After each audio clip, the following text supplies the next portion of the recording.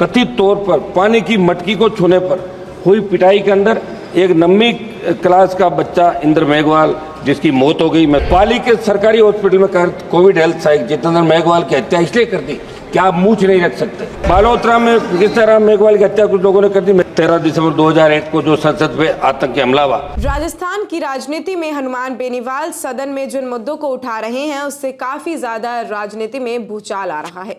आपको बता दें कि राष्ट्रीय लोकतांत्रिक पार्टी के मुखिया और नागौर से सांसद हनुमान बेनीवाल ने लोकसभा में आपदा प्रबंधन संशोधन विधेयक पर अपने विचार थे। इसके बाद बेनीवाल ने विधेयक पर बोलते हुए पीड़ितों के अधिकारों की रक्षा की आवश्यकता पर जोर दिया।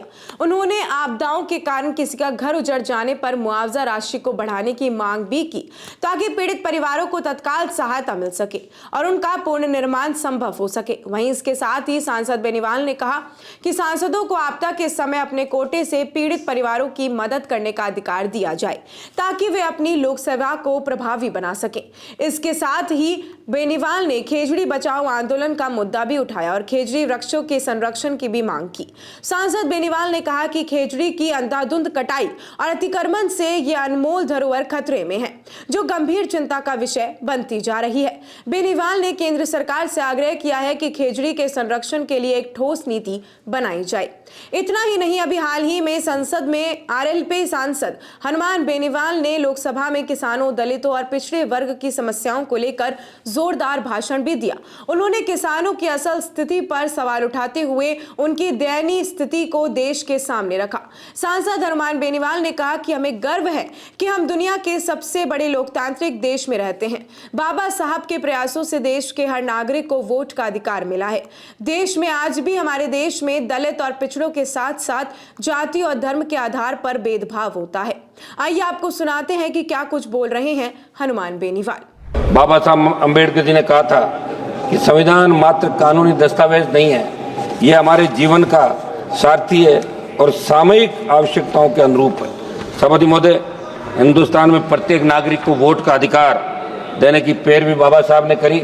उस समय जब संविधान प्रारूप समिति के सामने मामला आया, जब अंग्रेजों के जाने के बाद, तभी बात चली थी कि वोट का अधिकार पढ़े लिखे लोगों को मिले या जमींदारों को मिले या दूसरों को मिले, उस जाति के लोगों को मिले। तब बाबा साहब ने इस बात को कहा, व्यापारी को मिले, तब कहा कि वोट का अधिकार प्रत्येक व्यक्ति को मिलना चाहिए जो हिंदुस्तान के अंदर पैदा हुआ और जिसने इस गुलामी के जंजीरों के अंदर जकड़न, चाहे अंग्रेजों का राज था, उससे पहले जो जितने भी काल आए जहाँ हिंदुस्तान का नागरिक गुलामी के अंदर सांसें ले रहा था, कि प्रत्येक व्यक्ति को वोट का अधिकार मिले। बाबा साहब ने वोट का अधिकार प्रत्येक व्यक्ति को दिलाया, जिसकी बदौलत आज हम और आप सब इस पार्लियामेंट के अंदर बैठे हैं। मैं बाबा साहब ने कहा कि सदियों से गुलामी की जंजीरों में जकड़े प्रत्येक व्यक्ति को वोट का अधिकार मिले तो अपने मनमाफिक सरकार का वो चुनाव कर सके।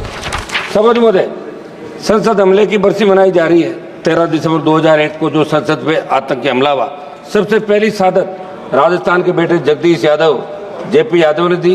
राजस्थान में सीकर से अलग होकर बने नीम का थाना के रहने वाले जेपी यादव आतंकियों से शेर की तरह लड़कर वीर गति को प्राप्त हुए। सभापति महोदय, 26 नवंबर 1949 को हम भारत के लोगों ने स्वतंत्र भारत के संविधान को अंगीकृत, नियमित और आत्मसमर्पित करने का संकल्प लिया था।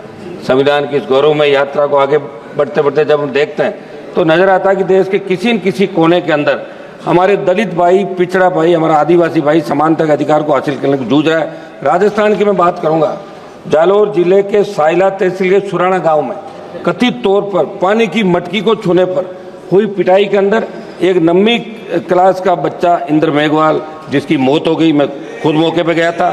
पाली के सरकारी हॉस्पिटल में कोविड हेल्थ सहायक जितेंद्र मेघवाल की हत्या इसलिए कर दी कि आप मूछ नहीं रख सकते।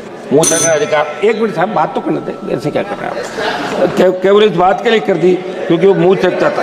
हाल ही में बालोतरा में किस मेघवाल की हत्या कुछ लोगों ने कर दी। मेरे संसदीय क्षेत्र की खींवसर विधानसभा क्षेत्र के तांतवास गांव में मेघवाल समाज के परिवारों को दबंगों ने पीटा, मगर कोई कार्रवाई वहां की पुलिस नहीं कर रही जहाँ राजस्थान के अंदर आपकी सरकार आती है। मैं मांग करूंगा कि आज़ादी के 75 साल बाद दलितों को, पिछड़ों को, सबको उनका हक और अधिकार मिले और जो कानून है उसके दायरे के अंदर प्रत्येक व्यक्ति को न्याय कैसे मिले, ये आप लोग इसके अंदर कराएं। राष्ट्रपति महोदय ने 26 नवंबर 2024 को कहा था कि बाबा साहब अम्बेडकर जी की प्रगतिशील और समाज सोच के छाप हमारे संविधान पर अंकित है। इस बात को देश की सरकार आमसद करे और सोचे कि बाबा साहब की समाज सोच के अनुसार कार्य क्यों नहीं कर रहे हैं। भाजपा के साथी सदस्यों ने देश में लगाया कि आपातकाल का जिक्र किया। हम भी ये कहते हैं कि आपातकाल गलत लगा था, बहुत से लोगों को तकलीफ पड़ी, बहुत से लोगों को जेलों में रहना पड़ा, ये अच्छी नहीं थी। लेकिन इंदिरा गांधी जी की दृढ़ इच्छा शक्ति ने एक झटके में बांग्लादेश को पाकिस्तान चालक कर दिया था और पाकिस्तान को सबक सिखाया था। इस बात को भी आपको याद रखना है। एक मिनट साहब, समय दें साहब आप। हम उस समय तो घोषित आपातकाल का, लेकिन आज जो अघोषित आपातकाल है उसका क्या कोई भी सिस्टम के खिलाफ बोले? सीबीआई ईडी जैसी एजेंसियां उनकी आवाज को दबा देती है। लोकतंत्र में सभी अधिकार समान रूप से लागू होने के बावजूद इस देश के अन्नदाताओं को एमएसपी पर कानून बनाने की मांग, काले कानून वापस सैन्य मांगों के लिए लंबा आंदोलन करना पड़ा। सब मतलब 1-2 मिनट में मेरी बात समाप्त कर रहा हूँ। 700 से ज्यादा किसान शहीद हुए। तमाम हालातों को देखकर लगा कि एक तरफ देश की सरकार आजादी के अमृत महोत्सव के बाद, दूसरी तरफ देश की चुनी हुई सरकार को किसान एक मिनट दे साहब, 1 मिनट समय दें। लास्ट मिनट आर्थिक न्याय नहीं दे पा रही है। लास्ट मिनट सर, आर्थिक न्याय नहीं दे पा रही है। मेरी मांग है कि किसानों की कर्ज माफी, एमएसपी को कानूनी मान्यता देने के बाद आप स्वीकार करें।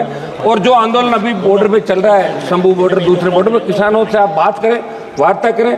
संविधान में सहमति और एमएसपी दोनों को एक समान मूल्य के रूप में देखा गया, लेकिन आज क्या हालात? कोई भी सांसद, कोई नेता, कोई भी व्यक्ति सरकार के निर्णय से असहमति व्यक्त करता है तो उसे दुश्मन की नजर से देखा जाता है।